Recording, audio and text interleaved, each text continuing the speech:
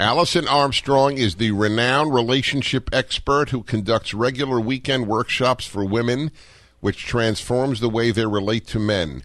You can find out more about Allison and her activities at understandmen.com. So it still didn't give the name that Allison just gave. What is the name of the workshop? It's called the Queen's Code. It used to be called Celebrating Men, Satisfying Women. And then when we published the book, The Queen's Code, we changed the workshop because it's cracking the secret code of men and also a code of honor for women. You know what's great? You know the secret code of men better than most men do. Yeah, that's part of the fun, I think. That's what? That's part of the fun. Yeah. Oh, it is. Absolutely. I think that's true. I wasn't kidding when I said it, and I think it is part of the fun. But when men hear it, they do generally go, she's got it right. She understands me. So, folks, I so admire Allison Armstrong's mind that I actually give her something that I don't ever do with any other guests, and I have great guests, and that is she chooses the topic. Sometimes I don't even know what it will be. But I was told what this one will be, and I so resonated to its importance, Allison, that I didn't even talk to you prior to the show. I know. Which is also unprecedented. Well, I always get on the line with you and say, all right, what do you want to talk about? Then I don't understand what you said. Then you explain it. I'm being totally honest. This is what generally happens. Allison says, okay, Dennis, I was really thinking about it, so here's what I want to talk about. Then she speaks for about 90 seconds, and then I say, huh? And then she puts it in English, and I think, oh, that's great. That is great. It goes from Allisonian to English, and we're in great shape. But this one did not need any explanation, so take it away. I have a feeling, sadly, that a fair number of my listeners will relate to the topic. So take it away. Yeah, and I'm actually hoping to change that sadly part because, as you know, a big part of my work is if we can understand why we do what we do and understand why it doesn't work, then we have a better chance of giving it up. And, you know, it is February and Valentine's Day is in the stores, if nowhere else yet. And so what I want to do is challenge your listeners, and this is going to be an interesting challenge, not to give up what I perceive to be the biggest killer of love, admiration, intimacy. So I'm not going to ask you to give it up. But I am going to challenge you to notice when you're doing it or that you did do it. And so we want to bring in a little brain science here about training your brain to notice something that we all do instinctively. We all do it you would call it an impulse from the limbic system in your brain if you wanted to go brain science.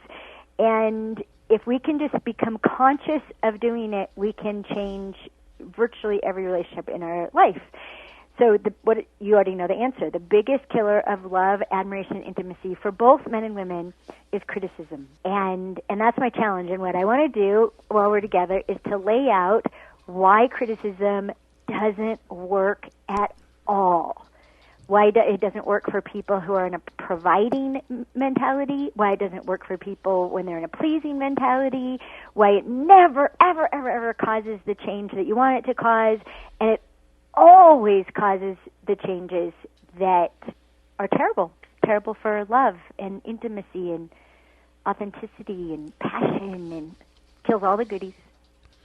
Well, I'm all ears. Take it away. Okay. Because it so resonates. I think even people who do not suffer this problem understand how it could be. Yeah. So do you want me to talk first about criticism and testosterone-based organisms? No, I want you to talk first since you're asking. That's very sweet of you to ask the host what he would like to be said on his show. That was a very admirable moment. But I give you such carte blanche. But since you asked, yes, I do have a preference. Start at the end. and that is, why is it so destructive? Then you'll explain why it happens. Okay. Well, okay. So why it's so destructive is that so you didn't pick between testosterone and estrogen. I have to do both sides, but we can start with the destruction. So this is why it's destructive. If someone is what I would call testosterone based, so this could be men normally, this could be a woman post-menopause, then what happens is that there are layers of protection against criticism causing them to act. And the purpose of criticism is to cause people to act. That's why women do it, especially to men, is to try to get you to change. And it doesn't get you to change your actions. It actually just changes the way you relate to the person who's criticizing you. And specifically, as you know already, Dennis, when someone criticizes you or any other man, the first thing that you do is you consider the source. And if you don't respect the source, then the criticism it's just unpleasant. It doesn't mean anything. It disappears. You don't even remember it. If you do respect the source, now it's got your attention. But it doesn't mean you're going to act on it. It means it's going to go to the second layer, right? So the first layer of protection is consider the source. Then the second layer is compare the criticism against your sense of yourself. And this is what's really different about what most people would consider the masculine and the feminine, because a woman would go survey other people to see how many other people think that about her as well. So it's a big difference. In men is that you check it against your sense of yourself. And I heard the music coming on. Should I pause right here? Yes, thank you. This is unbelievably important. I'm speaking with Alison Armstrong. She comes on the show once every season. You were talking about a man receiving criticism, and the first thing that we men do is ask about the source. By the way, I resonate to that entirely. I am the recipient of vast amounts of awful, I wouldn't even say criticism as much as hate on the internet. As I've told people, I get this line a lot. Oh, Dennis, I love you, but you hear that all the time. I said, well, actually, why don't you check the internet and put in my name and a-hole, and you'll get 50,000 hits. So, but it doesn't have any effect on me. However, if somebody I love has a critical word to say, then it is very very difficult. And so I agree with you entirely, and it's probably, I assume, a healthy thing to do. Otherwise, if you take everybody's critique the same, you have to prioritize what's significant or not. Is that not right? Well, yes, and to men it seems really obvious, and they tell women that all the time. When a woman's devastated by a criticism, he'll say, well, honey, just consider the source. She's an idiot, right? Or he's an idiot, or he doesn't know you, right? And right. He's very logical about it. But in to an estrogen-based organism, right? So women before menopause, we literally have no layers of protection half of the time. So, we talk about the 4 layers of protection a man has. A woman, for the first half of her menstrual cycle, has no layers of protection. So the criticism just goes right into basically an action command center. It is immediately actionable. And sometimes she'll change, like just on the spot, she will change. Or at most, she might go and solicit. Do you think I'm that way? Do you think I'm that way? Do you think I'm that way? So as a woman, she's going to find out who else thinks that about her, right? It's like a committee decision. Whereas as a man, and thank goodness I'm past menopause, I love this thing, right? The second layer is, if you respect the source, then you take the criticism and you compare it against your sense of yourself. And this is something that women don't know, and they don't know what a profound effect it has at this stage. Because if you respect the source, and then you go to the next level of comparing the criticism against your sense of yourself, if you agree, if you're like, wow, they're right? Somebody I respect, this is valid criticism. This is useful criticism, maybe. That's the third layer, right? This is valid criticism. Then, okay, proceed to the next layer.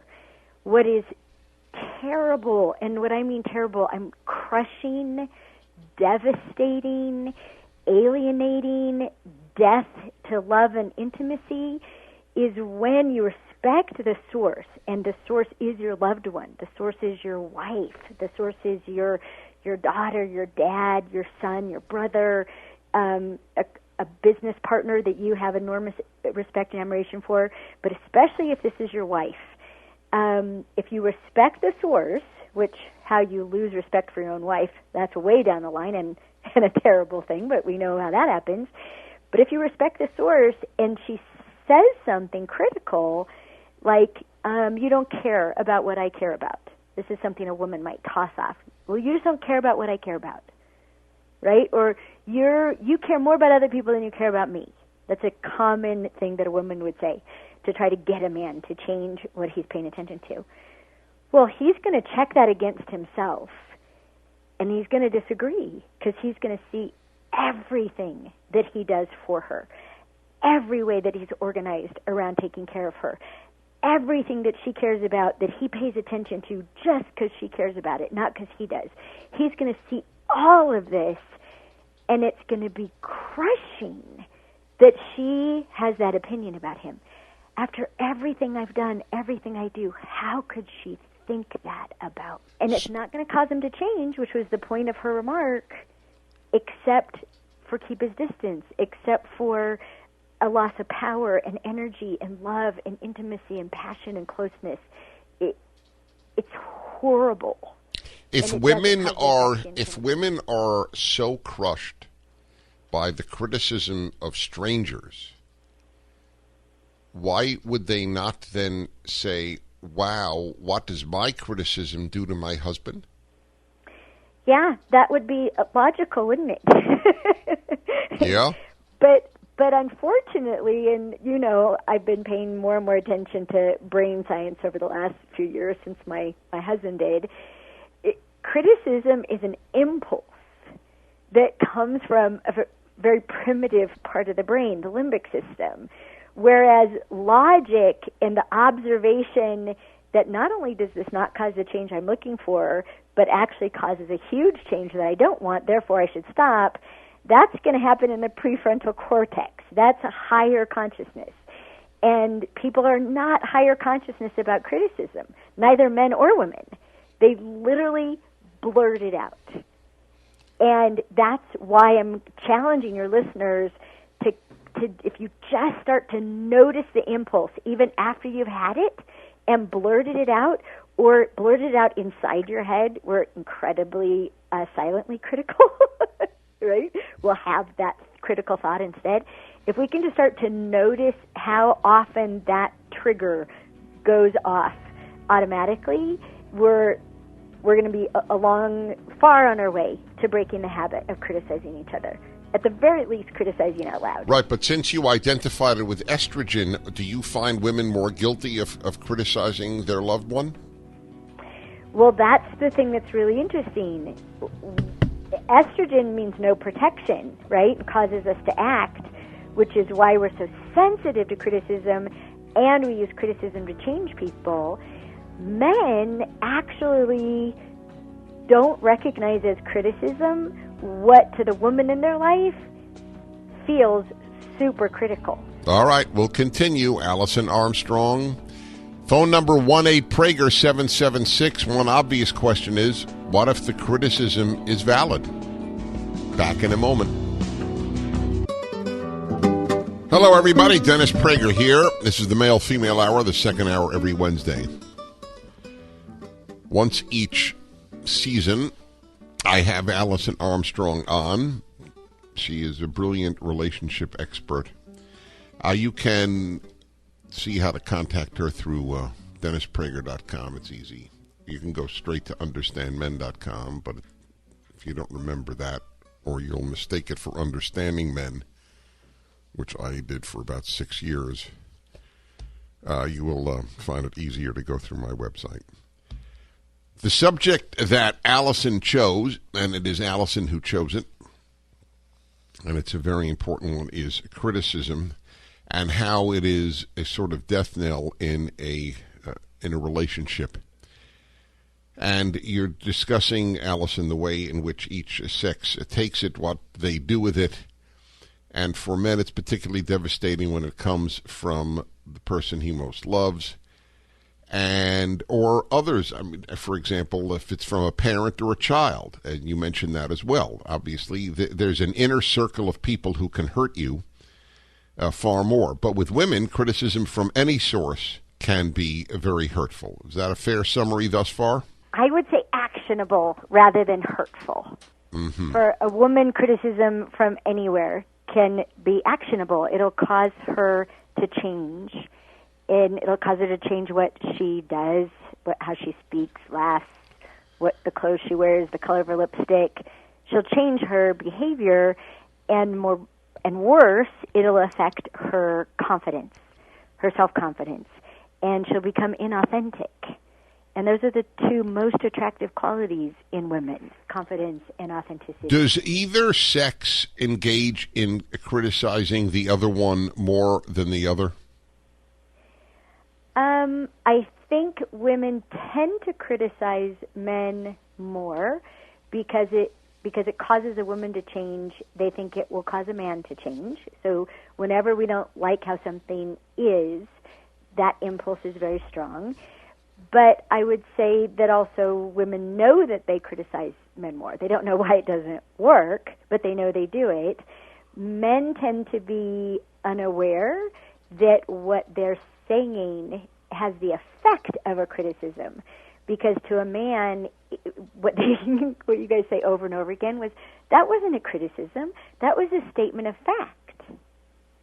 Give me an example of a typical male criticism. Okay. Last week I was talking to someone from the Young Presidents Organization, a CEO, right?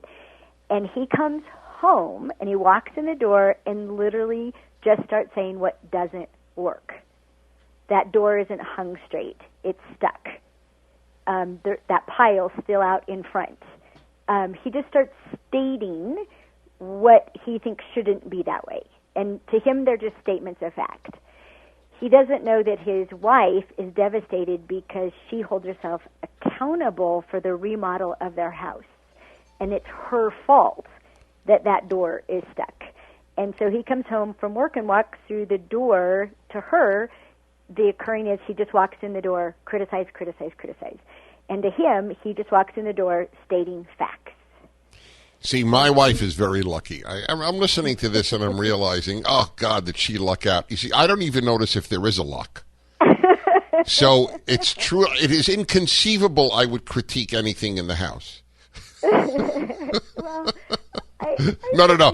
I know. That itself is criticizable. I understand that. The man is blind to all the changes that were made. I understand. Well, but he just names what doesn't work. The green beans are salty. If she made the green beans, to her that's a criticism. Right. I got you. It has to be her providing. But you asked about what if the criticism. Yes, all right. Answer that when we come back, and we have calls. And whenever she's on, I feel that we don't have enough time. So that's the next question. What if there really is? So if there really is, then this obviously leads to a different question. How do you get the point across without sounding like you're criticizing? And is that patronizing? Back in a moment. Male-female hour. All right, everybody. Male-female hour, second hour Wednesdays.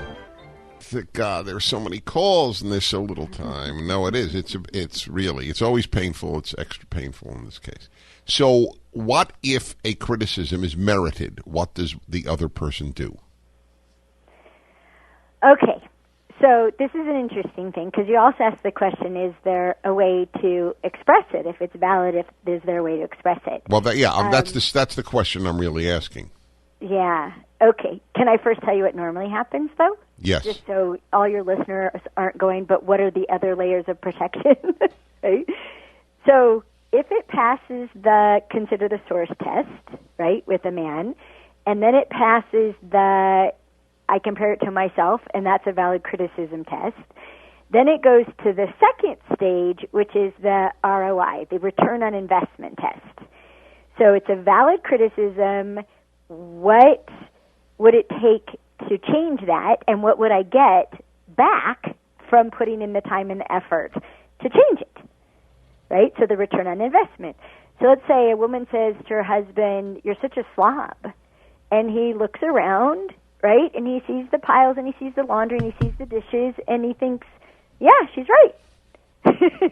And then he thinks about, okay, what would it take to change that?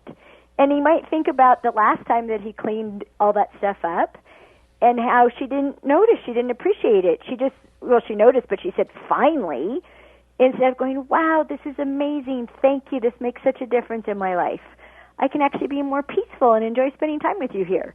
Oh, that's a good return on investment. But she didn't. She just went, finally. So, not worth doing. So it doesn't pass the worth doing test. That is brilliant. That little soliloquy there was brilliant. Go on. Thank you. Well, if it does pass the worth doing test, right? So he decides this is actually something I really ought to change. This is worth changing. I should do that. There's still one more test, and that's the timing test. And that's, when should I do that? Is now a good time to do that? And if now is not a good time to do it, then it goes on the list of things that he should change. And a funny thing is, if it doesn't pass the return on investment test, the worth it test, then yeah, nobody's perfect. That's right. That's right. Nobody's perfect. He just lets it go. Whereas estrogen, right, which has us organized around pleasing, you might notice that the masculine process is all about facts, right? Fact, respect, fact, compared to myself, fact, will it be worth it, fact, is this a good time, right? If you're in an estrogen base, it's all about pleasing. So there are no facts whether or not this is a good color on me. It's just whether or not it's pleasing to you, which is one of the things that makes it so actionable. There's no truth involved. It's all relative, and it's all who do I need to please the most. And if you're my protector, my provider, I need to please you, unless I give up that you're impossible to please. And then I'm just going to withdraw and not do anything. Wow. All right, so answer my question. So the answer to your question, and I'm gonna challenge people by the way that I say it. I am submitting that criticism is the equivalent of shooting at someone from behind a door, and that the courageous thing to do would be to step out from behind the door, and instead of saying how you're doing this is wrong or that thing is wrong, to say I need this to be different. I need something to be different on here. I need you to stop doing this, or I need you to start doing this, and this is what it would provide for me. This is a difference it would make in my life, and what do you need to give me what I'm asking for? And own that it's a personal need, which is the most compelling thing to both of us, to do something. And what was that other part? And what would you request if I did it? What was that? What do I need? What I need, what it would provide for me. There's also what it would look like, because there's too many assumptions. And then last is there anything you need to give me what I'm asking for? And that means it's a partnership. This isn't just a demand. I assume this isn't normal for you, or you'd already be doing it. Wow. Okay, that's terrific. Sounds terrific to me. Yes, I do need 2 hours with Alison Armstrong. Then somebody would call and say, you should do 3 hours. That was a painful call from Dan there about his wife criticizing him about not being as loving a father as she is loving a mother, as loving a mother. we're talking about the criticism in marriage and in relationships and how devastating they can be. You had a great way of putting it. Let me summarize some of your calls, so don't hang up yet. And God. By the way, Susan in Phoenix wants to know, what can she read that will further lead her to understanding this subject? The Queen's Code. Okay, good. The Queen's Code. That answers that. And Sam in San Antonio says that he loves the subject. Even compliments can be seen as criticism. Does that resonate with you? Oh, gosh, yes. You look so beautiful today. Because of the today? Exactly. Yeah. You know, that's so funny. That way. Yeah. How I was wrong with it the other way. No, I actually rib people about that when they say you look, you're looking great today, or you had a great show. In my case, it wouldn't be that. It'd be, you had a great show today, and I go, oh, really? Like, I've been doing this for 33 years. What about the other ones? Yes. Of course, I know it's a total compliment, but I joke around about it. But there are people who, understandably, can take it exactly as Sam and you are explaining it. Yes. Hey, can I sneak in here with something? Because I promised to tell them about breaking the habit. Go, please, quickly. Yes. Okay, so your brain is organized around return on investment, too. And what's worth paying attention to is whatever you get really excited about. Because that's like, oh, my gosh, I survived the tiger. I should remember how I did that. So if you get really excited about noticing that you criticized, like you get all kinds of points, not I'm a terrible person, I criticized, but I noticed, I criticized, and I noticed, I'm so cool, I noticed. Your brain will start thinking noticing criticism that you're doing is one of the most important things to do, and next thing you know, you'll stop doing it.